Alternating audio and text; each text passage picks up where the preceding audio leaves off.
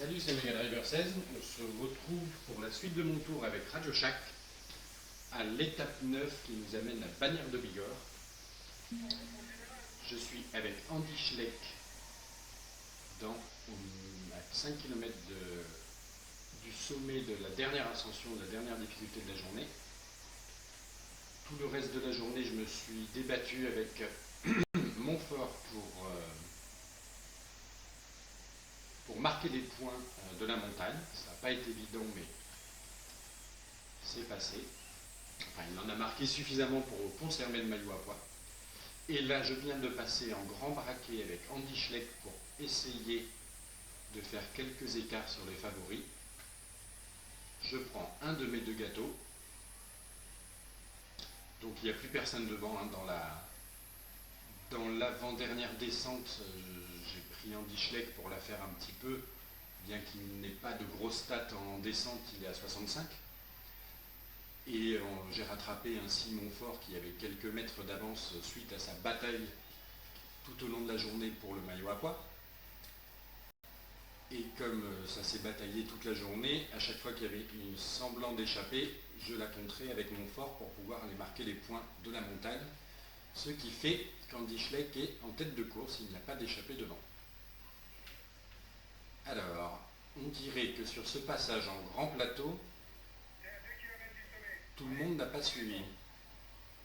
On va regarder un petit peu les écarts à 1,7 km du sommet. Donc 10 secondes sur Pinot Cunego Quintana et 24 secondes sur les favoris. A priori, là, Contador, Froome et tout ça, ils sont bien là. Pour rappel, attention, Andy Schleck, effectivement, au général est devant. Et là, il faut que je prenne mon deuxième gâteau. C'est ça qui m'inquiète un peu. J'étais un petit peu en limite de jaune. Donc là, je prends mon deuxième ravitaillement. On va voir comment ça se goupille après, pendant la descente. Donc oui, au général, Andy Schleck, donc comme on voit, porte le maillot jaune avec presque 2 minutes sur Froome et dans les 3 minutes sur Contador.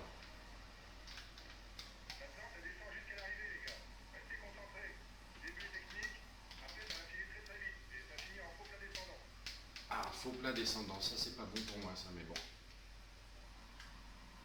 On sait jamais, peut-être que Andy peut faire quand même quelques petits écarts. Ce serait sympa dans la descente.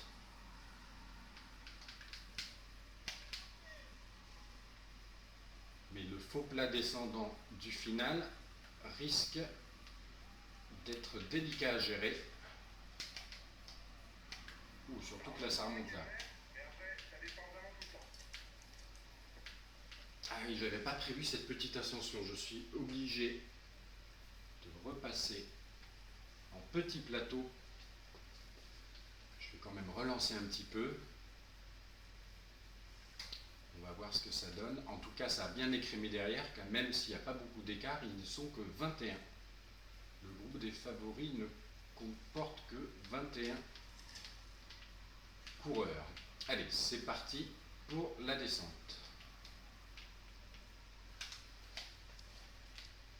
Ah, j'ai un peu raclé la bordure. Allez Andy, il ne faut plus avoir peur dans les descentes.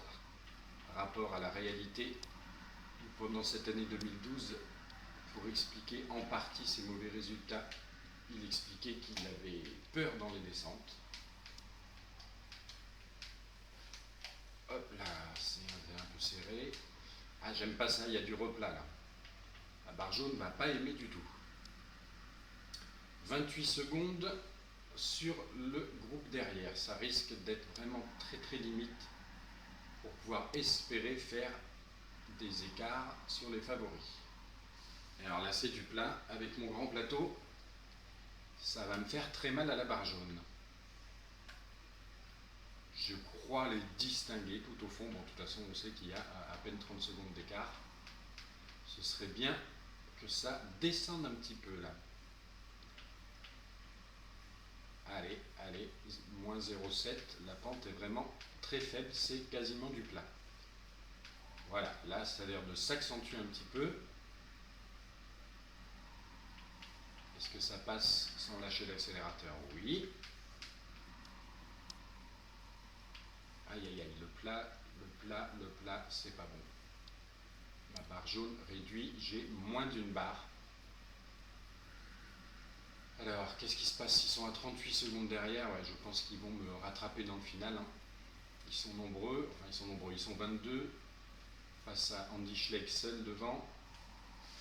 Ça va revenir, mais bon, je ne vais pas non plus me relâcher, on ne sait jamais. Peut-être une chute collective, ça pourrait être sympa. Par contre, c'est pas dit que je puisse faire la fin des 14 km qui nous restent en grand plateau.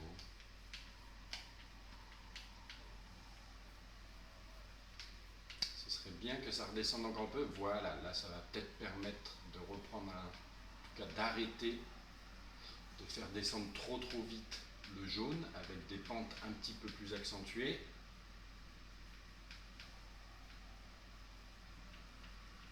« 11 km de l'arrivée.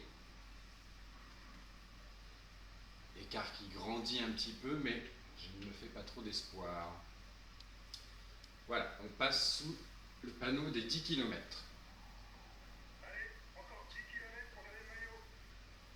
Oui, ben, le maillot, je pense que je vais le garder, il n'y a pas de souci, avec 2 minutes d'avance sur Froome et à peu près 3 minutes sur Contador.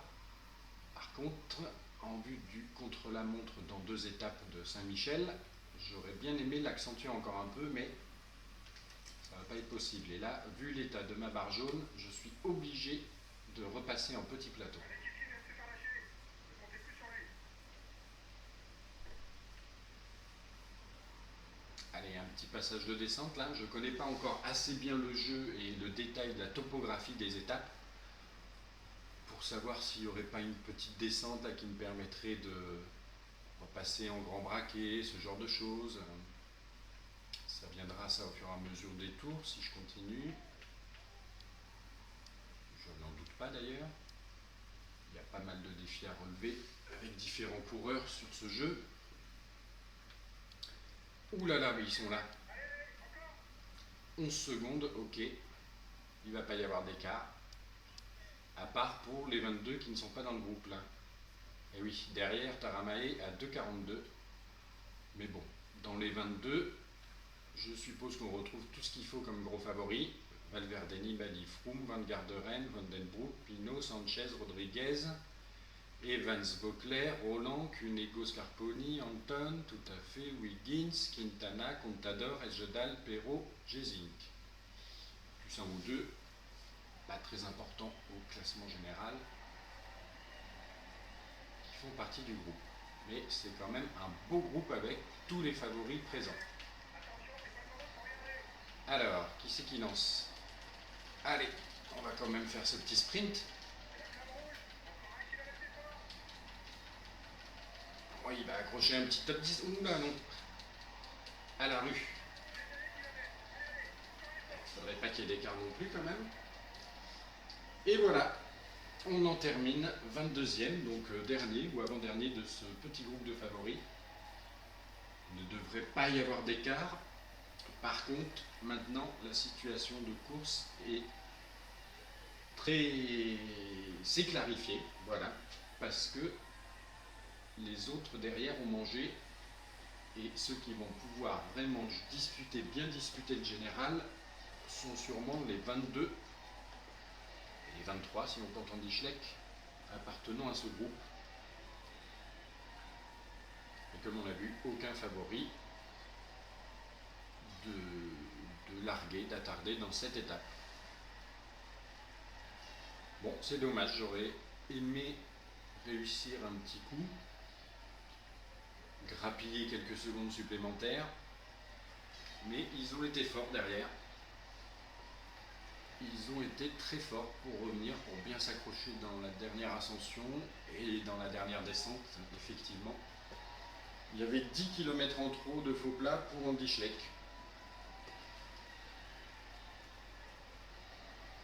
Et c'est la première étape de ce tour, donc la 9e, que la Radio Shack ne gagne pas. Petit événement sur ce Tour de France 2013, ça y est.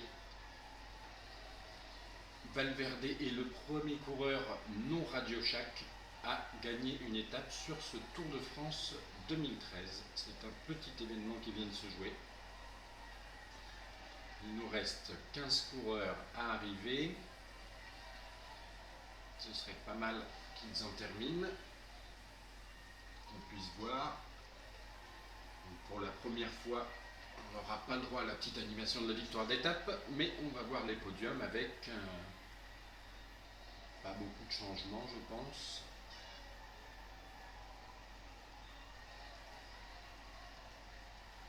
Deux coureurs qui ont beaucoup de mal à arriver. Voilà. Donc maillot jaune toujours sur Andy Schleck, aucun écart a priori, puisque je suis arrivé à 17 secondes, on voit, mais je pense qu'il n'y aura aucun écart de comptabiliser avec les autres. Maillot à poids, Montfort, comme je vous l'ai dit, a bataillé toute la journée pour le consolider un petit peu. Et voilà, donc on n'a pas le maillot vert ni le maillot blanc, effectivement. J'ai pas de sprinter, j'ai pas pris de sprinter dans l'équipe. Et Galopin va être limite pour jouer le maillot blanc. Donc au niveau de l'étape, on est bien arrivé les 23 gros favoris dans le même temps. Taramae de 25. Et après ce petit groupe à 2,25, on passe tout de suite à 6 minutes. Les deux Gant, Menchoff, Luis Leon Sanchez, Albassini, bref, tout ceux-là auront du mal à jouer le classement général, en tout cas les tout premiers rôles, mais à Talansky, malheureusement. Le jeune Talansky à 19,40, ça fait mal. Bref, et Coppel aussi, j'ai entreaperçu. Au général, ça nous donne donc Andy Schleck avec toujours ses... Ah oui, ça se clarifie un peu. Avant, il y avait quelqu'un entre Andy Schleck, Vesté, Montfort, qui a dû perdre du temps effectivement dans le final. Donc on a Andy Schleck, Froome 54, Van Garderen de 11, Rodriguez, Valverde, et on voit le Contador à 3 minutes. Ça y est, le général se clarifie à cette étape. Montagne, Montfort, Andy Schleck aux deux premières positions. Les points, c'est Goss. Le jeune, c'est Van Garderen. On est premier au niveau des équipes et de la combativité, Montfort. Et comme il va jouer quand même un petit peu, je pense, oui, je vais lui faire jouer le maillot à poids, il risque de gagner aussi ce classement de la combativité. Voilà, je vous dis à plus tard.